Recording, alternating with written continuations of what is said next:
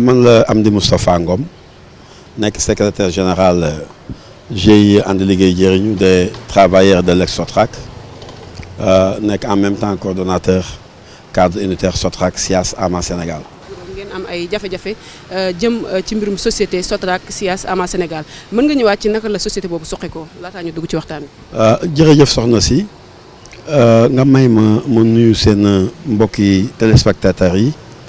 nuyu aussi mbokki internet yi nga xam ni ñoom ñooy seetaan Dakarwa TV comme ni ngeen ko gisee c'est pas la première fois que ngeen ñëw fekke ci suñuy événement muy loo xam ne nag ñoo ko dundandoo ñaar fukki at ak ñeent ni nga ko waxee ñoo ngi ci souffrance ndax topp alal joo xam ni état du Sénégal moo ñu ko ameel te mun ñoo fexe ba jot ci muy bor boo xam nag bor bu yàgg la ca jamono yi Abdou Diouf ci lañ gisu doon Sotrac Maître Abdoulaye Wade bi mu ñëwee quand même xam ne amee nañu Sotrac alal amee nañu SIAS alal amee nañu AMA Sénégal alal mu fexe ba am loo xam ne génne na ko jox ko Sotrac SIAS ak AMA Sénégal mu nekkoon 2008 2009 mu génne woon lu mat 5 milliards jox Sotrac jël lu mat 900 millions jox AMA Sénégal waaye boobu ba léegi ñu ngi daw.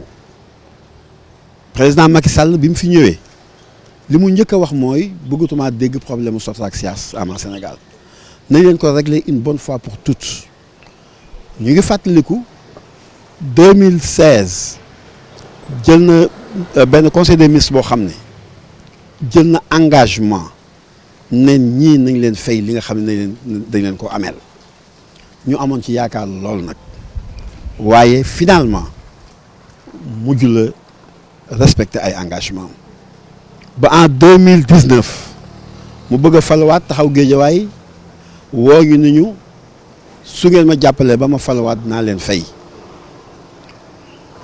ñu gëmaat ko aussi ci kàddu mais malheureusement mu falu fàttewaat ñu loolu nag moo tax ñun tamit ñu ni kat comme kii fàtte nañu war nañ koo fàttali suñu bopp ci la ñu commencé nag di def ay grève de la faim di def ay sitting ay conférence de presse pour rappeler président Macky Sall ay engagement yi nga xam ne jëloon na ko.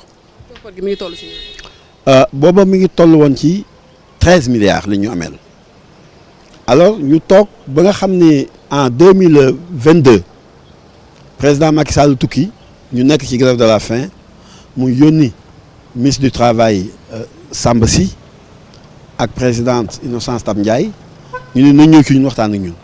suñu waxtaanee dafa tukki waaye su ñëwee incha allah dina régler problème bi définitivement foofu it ñu amati yaakaar ci moom lever suñu mot d'ordre de grève toog di ko xaar assemblée nationale ñu mettre ko en place parce que bu ñu fàtte ni 2022 dañu demoon élection législative le 31 juillet bi nga xamee ni ñaa ngi voté yi ñun booba ñu ngi ci grève de la faim. alors ñu mettre en place assemblée nationale bu bees ñu may leen battement defuñu dara toog leen xaar effectivement commission des finances bu assemblée nationale jël 13 milliards yi inscrire ko ci budget bi budget 2023 ñu amati yaakaar nag toog di xaar l'exécution du budget bi ñu toogee di xaar exécution du budget janvier février mars avril gisuñu benn réaction bu gouvernement bi alors là nag ñu ni trop c'est trop gouvernement bi dañoo jël suñu xaalis dugal ko ci budget bi te boobu ba léegi gisuñu ci dara donc il faut que ñu fàttali leen ne jot na pour ñu commencer exécuter budget bi ci la ñu demaate grève de la faim ñu génne 1 milliard 600 ci veille tabaski bi jox ñu ko pour soulager ñu jël 1 milliard 600 bi ñu ne nag comme amee nañu 13 milliards ne tabaski bi jub si na jox nañu lii nañu jël tabaski ci ndax dañoo ànd ak ay jërim ànd ak ay veuve seen loxo jotu seen ginnaaw nañu jël xaalis bi tabaski ci suñu tabaskee ba noppi nag xëy na li ci des dina ñëw loolu nag soxna si muy 11 milliards 400 millions moom la ñuy xaar ba suñu jonn yàlla tey xoolal 5221 agents la ñu ñi nga xam ne gën nañu àdduna presque ëpp nañu 600 personnes donc xam nga ni au bas moo lu mat 50 000 personnes ñu ngi suñu ginnaaw 50 000 personnes orphelins yi nga xam ne ñoo nekk ci suñuy loxo tey kenn xamul nombre bi ndax nee naa la 600 personnes gën nañu àdduna bàyyi ñu ak seen i soxna bàyyi ñu ak seen i doom donc situation bu dramatique boobu ci la ñu nekk président Macky Sall avant muy dem le 6 février 2024 après que ñu def conférence de presse woo nit ñi ni leen kat budget bi mi ngi année bi mi ngi jeex 2023 te état amee nañu 11 milliards 400 kon nag nañ leen woote alerté ndax ñoo suñu xaalis alors kenn wuyuñu ñu bàyyi ba février le ministre des finances recevoir ñu dans son bureau ni ñu fin février bii dinaa leen jox une somme consistante à hauteur presque de 5 milliards su ko defee li ci des dinañ ko échelonner dans l'année 2024 mais soxna si état continuité la ñu am yaakaar lool ci li ñu ministre des finances wax mais mën naa wax ne tas yaakaar du siècle keroog lañ ko am. ba léegi jotoo leen ci milliards yooyu ñu leen digoon. benn dërëm jotuñu ko ci benn dërëm ah bi président Macky Sall demee président Diomaye ñëw acte bi mu njëkk a def le 1er mai devant les centrales syndicales mooy reconnaître ne ameen nañu te dina def kéem lay kattanam ba passif social bi mu régler ko une bonne fois pour toutes boobu it ñu am yaakaar. mais joxu leen délai que ne délai temps danañ. déedéet dafa ni centrales syndicales yi passif social bi xam naa ni mu leen yitteele ndax ñun ay syndicalistes lañu kon nag may leen ñu tuuti rek incha allah dinañu waxtaan waxoon naa ko premier ministre dinaa jokkoo ak moom ñu xool naka lañ koy réglé xam nga nag loolu ku la ko wax soxna si te ngay néew gi doole jub tabaski da nga naan balaa tabaski bi président Diomaye Faye dina ma jox dara ma tabaski waaye ñu xaar tabaski gisuñu dara tamxarit gisuñu dara màggalu Tuubaa la ñu génn bërki démb gisuñu dara te wax dëgg yàlla comme moom xam na problème bi ni mu demee yaakaaroon nañ ni kat bala ñoo yegg si fii dinañu woo au moins wala ministre des finances bi nga xam ne mooy Cheikh Diba nga xam ni moo nekkoon directeur des programmes budgétaires bu Mamadou Moustapha Ba nga xam ni xam na dossier bi bu baax a baax a baax dinañu woo ndax moom bi mu defee passation de service ci semaine bi lañ ko bind demande d'audience pour mu recevoir ñu mais ba fi may waxee ak yow.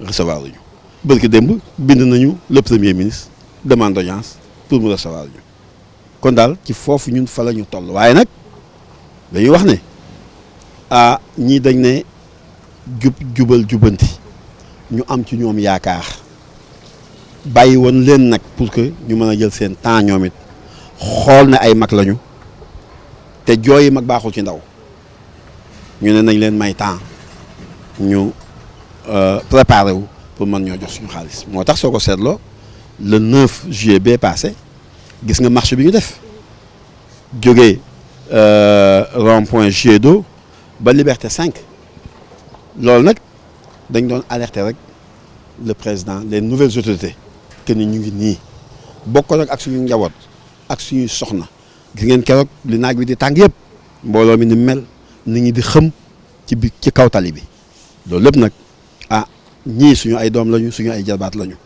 te am na foo xam ni ñaanuñu yàlla yegg si fa ak ñoom ndax ay mag lañu te yaakaar naa ne war ma ji nga xam ne ñoom won nañu ni ko ci seen diggante ak ay mag tax na ñu am yaakaar ne kat xëy na mën nañoo bañ a yegg foofu waaye nag lépp dafay tuuru waaw. ñu gisoon ngeen def benn conférence de presse doon joxoñ baaraam tuuma ki nga xamante ni moom moo di seen ancien DG Dakar Dem Dikk di Moussa Diop bëgg nañ xam moom tamit naka la laale si mbir mi.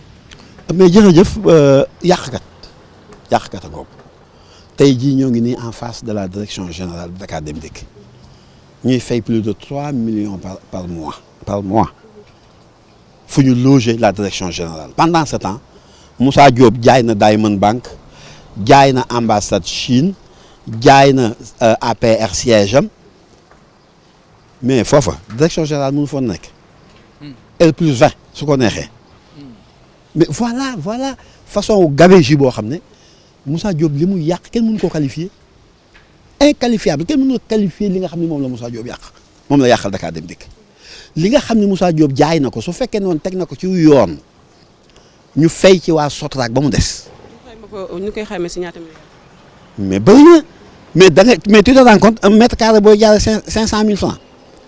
Mermoz Sacré-Cœur 500 000 francs le mètre carré moom la jaayee Macky Sall siège am te muy jar 2 millions 500 le mètre carré jaay ko ambassade de Chine ah soo demee dépôt Wakaam amoon na terrain football boo xam ne tey ah benn société immobilière lañ ko jox mu def fa ay cité ah ay di ko jaay loolu tey su fekkee ne woon jël nañu patrimoine Sotrac sax delloowaat ko waa Sotrac kon ba tey duñ fi nekk fay nañu bu yàgg parce que ñun li ñu ameel en définitive muy 26 milliards yi nga xam ne moom la Banque mondiale waxoon mais ramené nañ ko ba 14 milliards.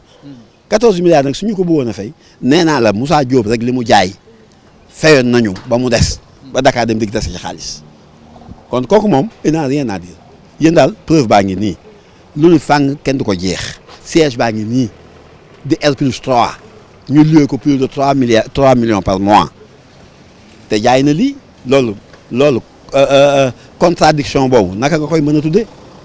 seen président conseil d'administration bu bees moom ban jéego la def ci li nga xamante ni yéen a ngi koy dund. jërëjëf di fàttali ni dañu nekk actionnaire ci Dakar Dem Dikk à 13,33%.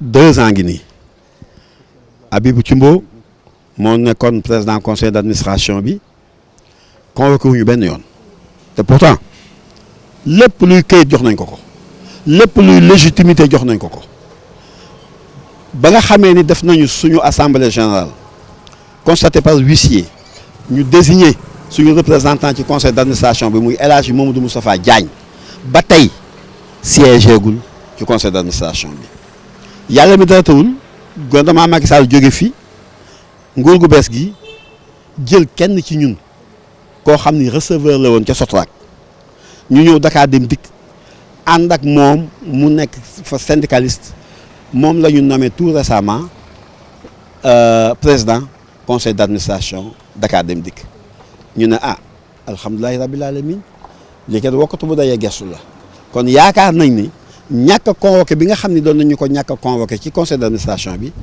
jeex na bis ni ki tey ñu félicité ko ñun ñëpp nag muy le représentant au conseil d'administration muy tout le bureau ñu àndandoo remercier ko kontaan ci fal gi nga xam ne moom nañ ko fal moom it mu delloo ñu mbégteem ci félicitations yooyu mais à notre grande surprise li njëkk a xew dama koy déplorer ndax dañoo toog le 15 août muy def passation de service ak ki fi nekkoon di Habib Thimbo yëguñu ci dara te yaakaar nañ ni sax information nii rek informé ñu rek war naa mën a am waaw ñun day dinañ def passation de service waaye dañ koy def à huis clos waaye yëguñu ci dara dañoo bàyyi ba nga xam ne mbir mi am na ba noppi ay dit woo ñu ni ñu waaw xanaa yéen yëgul leen ni woon monsieur Goudiaby day def passation de service mën na ko déedéet da yëguñu ko mu ne def na ko ba noppi de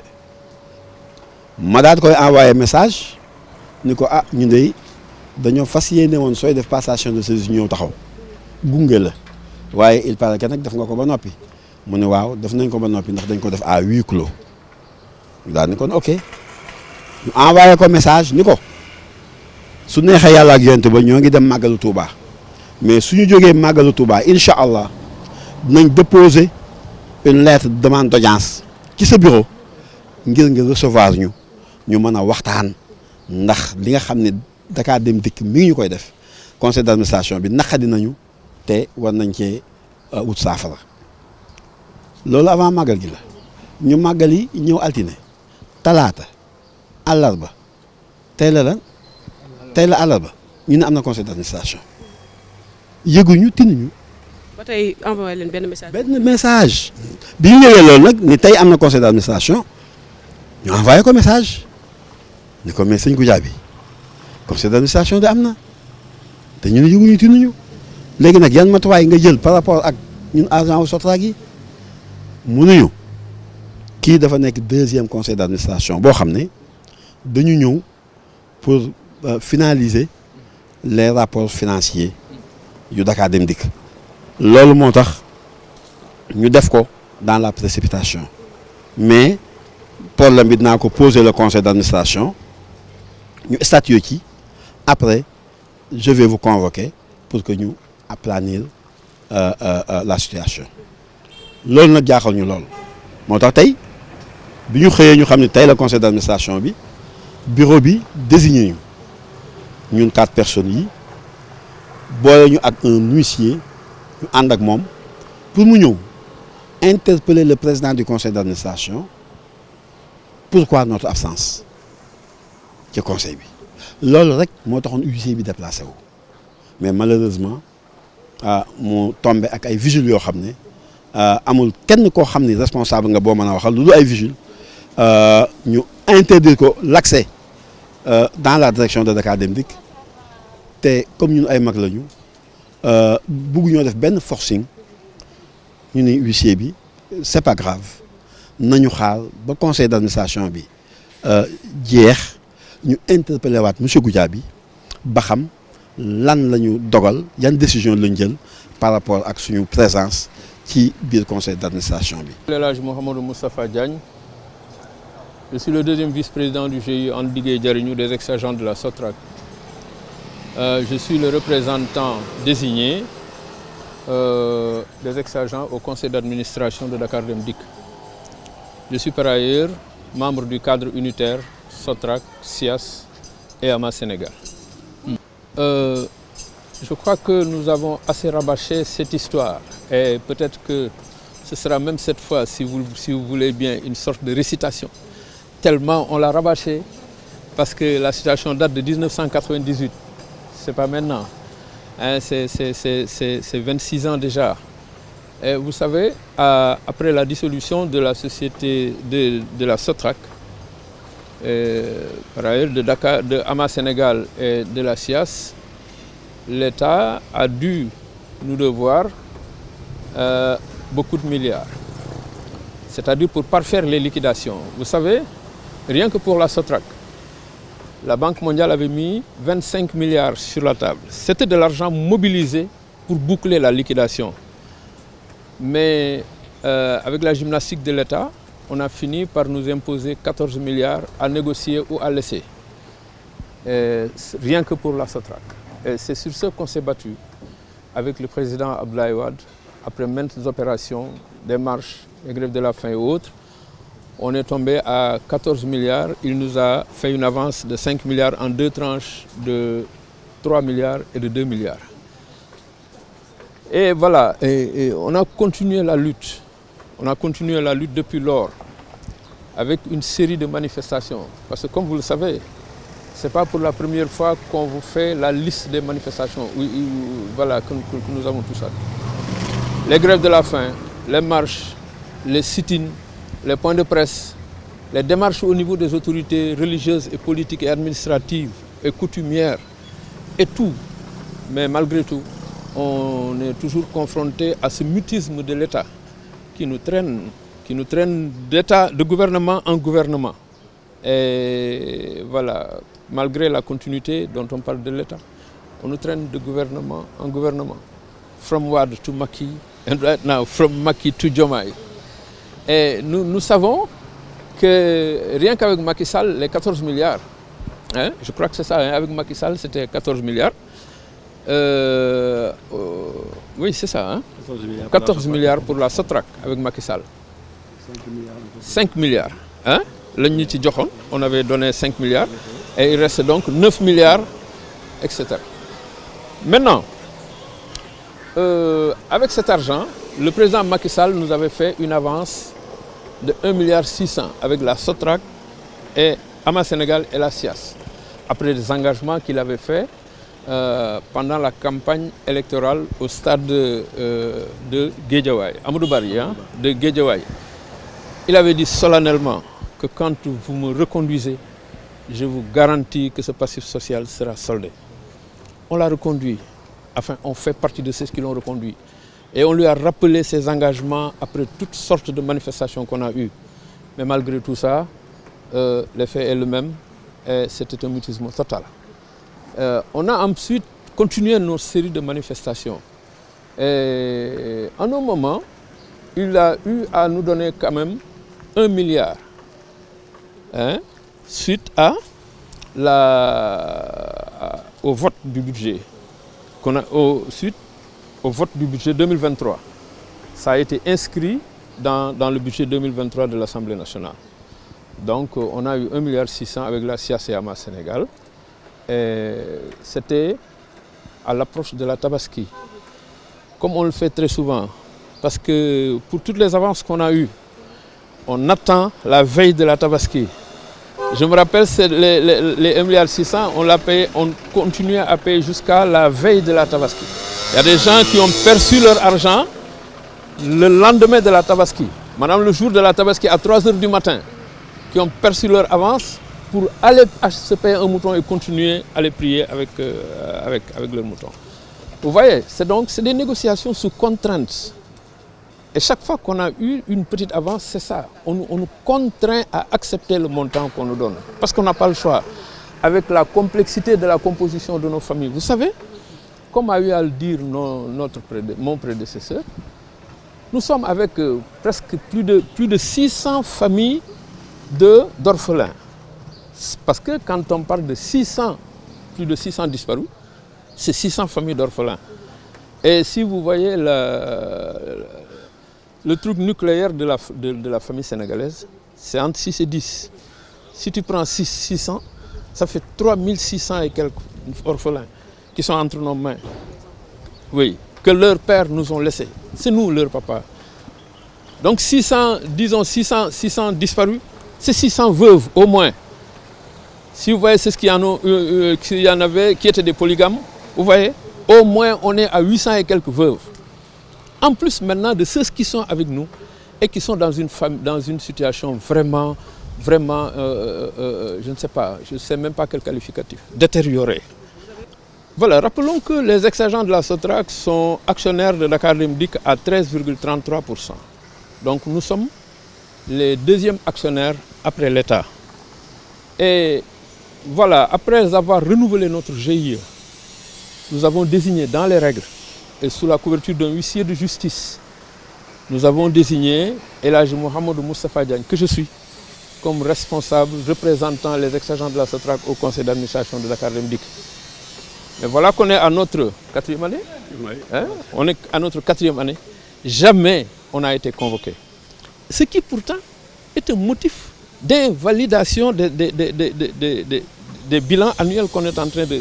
C'est comme aujourd'hui, la finalisation de la validation du bilan financier sans les ex-agents de la SOTRAC, qui se trouvent être les deuxièmes actionnaires, est un motif d'invalidité, est un motif de nullité, est un motif d'annulation.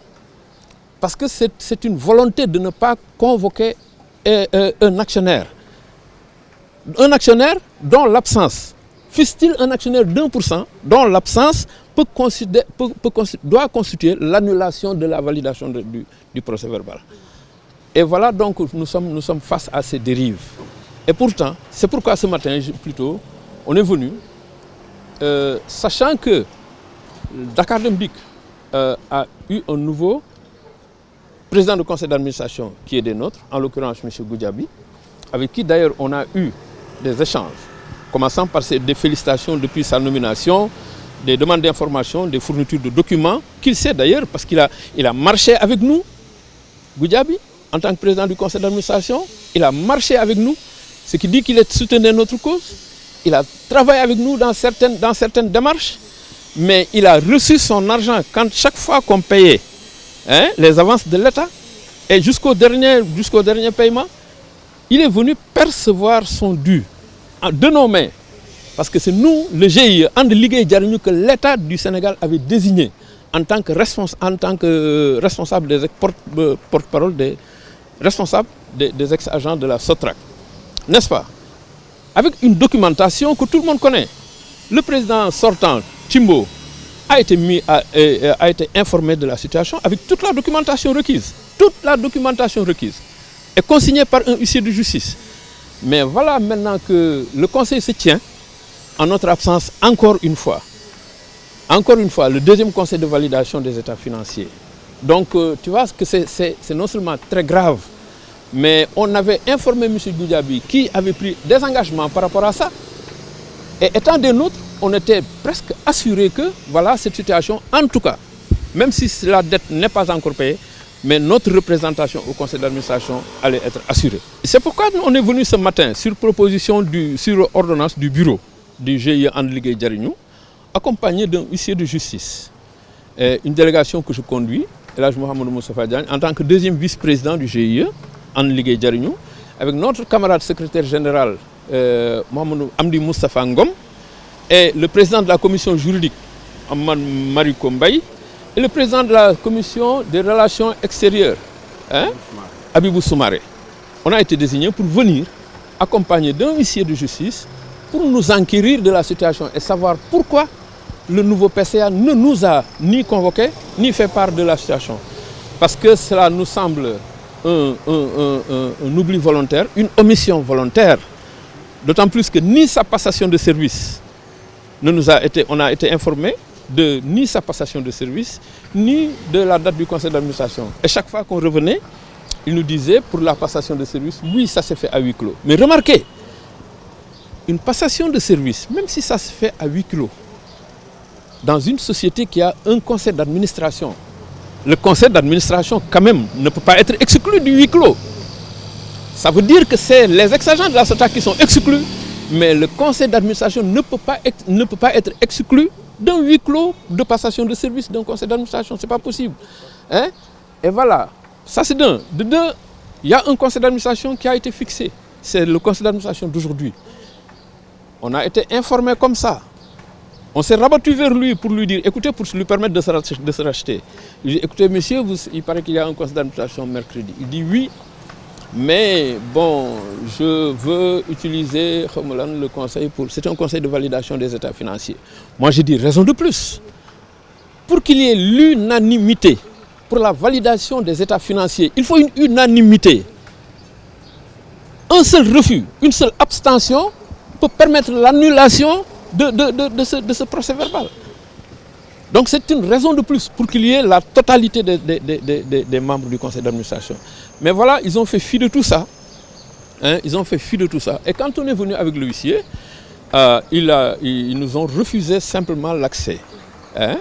Alors que de façon très courtoise, très correcte, on est venu demander d'accéder pour que le huissier de justice puisse demander à M. Goudiaby en tant que PCA quels sont les motifs de la non-convocation des ex-agents de la SOTRAC. On nous a simplement refusé l'accès. Et donc, on a constaté, l'huissier de justice a pris note et il fera son rapport. Et nous aussi, on continue la lutte. Parce qu'on est loin d'être à son épilogue. Parce que ces gens, ce qu'ils nous montrent, c'est que vraiment, tout l'espoir qu'on avait par rapport à notre approche, à notre accès, surtout au conseil d'administration, a été foulé au sol. Et pourtant, c'est par des agents de la SOTRAC. Je vous dis que Goudiaby, c'est quelqu'un avec qui on a travaillé à la SOTRAC. C'est quelqu'un qui a marché avec nous. C'est quelqu'un qui est responsable syndical. Il est responsable d'un syndicat à la SOTRAC et à Dakar Dem Dikk. Et c'est lui qui est aujourd'hui PCA. Il sait tout. Il sait tout. Et il sait que nous sommes les légaux et les légitimes, les ayants droit et les représentants des ex-agents de la SOTRAC. Mais pourquoi veulent-ils faire fi de tout cela et nous pousser encore avec l'âge de la grande majorité des ex-agents? C'est des vieux, 70, 80, 90 ans. Et voilà, ils n'en ont toujours pas assez. Je ne sais pas jusqu'où est-ce qu'ils veulent nous mener. Mais pour sûr, nous allons faire comme nos prédécesseurs qui sont morts. Nous aussi, on va nous mettre. Si ce sera à notre tour de mourir, on va mourir et on va laisser nos héritiers, nos successeurs, prendre le flambeau et continuer. On est en train de mourir un à un, mais ça ne change pas. On n'a pas à réinventer la roue. On suit simplement, on va mourir comme les autres, la chose va continuer. Et eux aussi, ils vont nous suivre. Parce que ce n'est ni l'État actuel qui refuse de nous parler, ni le conseil d'administration actuel. Ils sont beaucoup plus éphémères. Eux, c'est 5 ans. C'est juste 5 ans et ils vont disparaître et d'autres vont venir. Et on continuera la lutte. En tout cas, nous leur souhaitons une réussite. Vous savez, parce que Dakar Dem Dikk ne leur appartient pas. Dakar Dem Dikk nous appartient, nous, ex-agents de la SOTRAC, qui avons 13,33% avec l'État. C'est à nous qu'appartient Dakar Dem Dikk. Donc nous ne pouvons pas souhaiter son échec. Nous ne pouvons souhaiter que sa réussite. Et à tous les niveaux, pour que le jour où au moins on sera là, on trouvera quelque chose qu'on pourra présenter à nos enfants pour dire que voilà, en tout cas, au moins, mieux vaut tard que jamais. On vient d'arriver, mais au moins on a trouvé ça.